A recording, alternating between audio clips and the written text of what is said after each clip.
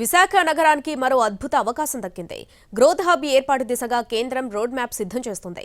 వికసిత్ భారత్ 2047 ప్రణాళికల్లో దక్షిణాది రాష్ట్రాల నుంచి ఒక్క విశాఖకే ఈ ఛాన్స్ దక్కింది. తూర్పు తీరంలో ఆర్థిక, పారిశ్రామిక రంగంలో దూసుకుపోతున్న ముఖ్య నగరాల్లో విశాఖపట్నం కీలకమైనది. విస్తృతమైన కనెక్టివిటీ, అపారమైన సహజ వనరులు, సహజ సిద్ధమైన పోర్టులు సిటీ అభివృద్ధికి చుక్కానిలా మారాయి.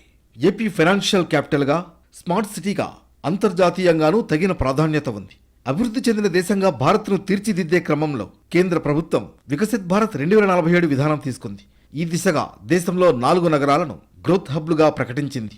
అభివృద్ధి ప్రణాళికలు రూపొందించే బాధ్యతను నీతి ఆయోగ్ అప్పగించింది. విశాఖ చోదక శక్తిగా ఎంచుకుని ఉత్తరాంధ్ర జిల్లాల రూపురేఖలు మార్చేందుకు అవసరమైన రోడ్ మ్యాప్ను రూపొందించేందుకు నీతి ఆయోగ్ రంగంలోకి దిగింది. గ్రోత్ హబ్గా సమగ్ర అభివృద్ధి సాధించే క్రమంలో భారీ ప్రాజెక్టులు ఏర్పాటు కానున్నాయి. విదేశీ హంగులు రానున్నాయి. ఇప్పటికే Visakhapatnam IT, pharma, aqua, agriculture ఎక్స్పోర్ట్స్లో సుస్థిర స్థానం సాధించింది. తూర్పు తీరంలో పెట్టుబడులు పెట్టేందుకు రెడీమేడ్ ఇన్ఫ్రాస్ట్రక్చర్ ఇక్కడ సిద్ధంగా ఉంది. ఈ క్రమంలోనే ఇన్ఫోసిస్ సహా దిగ్గజ కంపెనీలు విశాఖలో కార్యకలాపాలు విస్తరిస్తున్నాయి. అదానీ డేటా సెంటర్ అందుబాటులోకి వస్తే అదో పెద్ద ప్రాజెక్ట్ అవుతుంది. ఇవి కాకుండా ఉత్తరాంధ్రలో విస్తృతమైన అభివృద్ధి ప్రణాళికలకు రాష్ట్ర ప్రభుత్వం చర్యలు ప్రారంభించింది. బహుముఖ విస్తరణకు రెడీగా ఉన్న స్టీల్ సిటీ ఆధారంగా గ్రోత్ హబ్ ఏర్పాటైతే వచ్చే 20 ఏళ్లలో సాగర నగరం రూపురేఖలు మారిపోనున్నాయి. ఈ క్రమంలో తొలి దశలో 4 నగరాలను ఆర్థిక పరివర్తన కోసం నీతి ఆయోగ్ ఎంపిక చేసింది. విశాఖతో పాటు దేశ ఆర్థిక రాజధాని ముంబై, సూరత్, వారణాసిలు ఈ జాబితాలో ఉన్నాయి.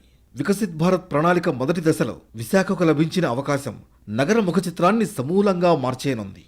నగరాన్ని, విశాఖపట్నాన్ని ఒక న్యూక్లియస్గా భావించి చుట్టుపక్కల ఉన్నటువంటి జిల్లాలన్నిటికీ వాటిలో ఉన్నటువంటి ఆర్థిక పరిస్థితుల్ని బేరీజు వేసుకొని నగరాన్ని సెంట్రల్గా పెట్టుకొని వాటి అభివృద్ధిని ఎలా మనం సాధ్యం చేయాలి.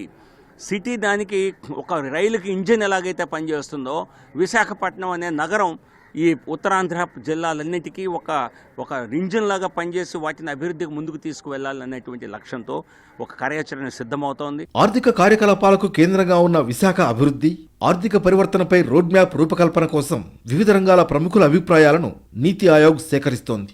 ఈ దిశగా నగరంలో ఫిషరీస్ రంగంపై సమావేశానికి నీతి ఆయోగ్ సభ్యుడు రమేష్ చంద్, కేంద్ర మంత్రి పురుషోత్తం రూపాలా హాజరు కానున్నారు.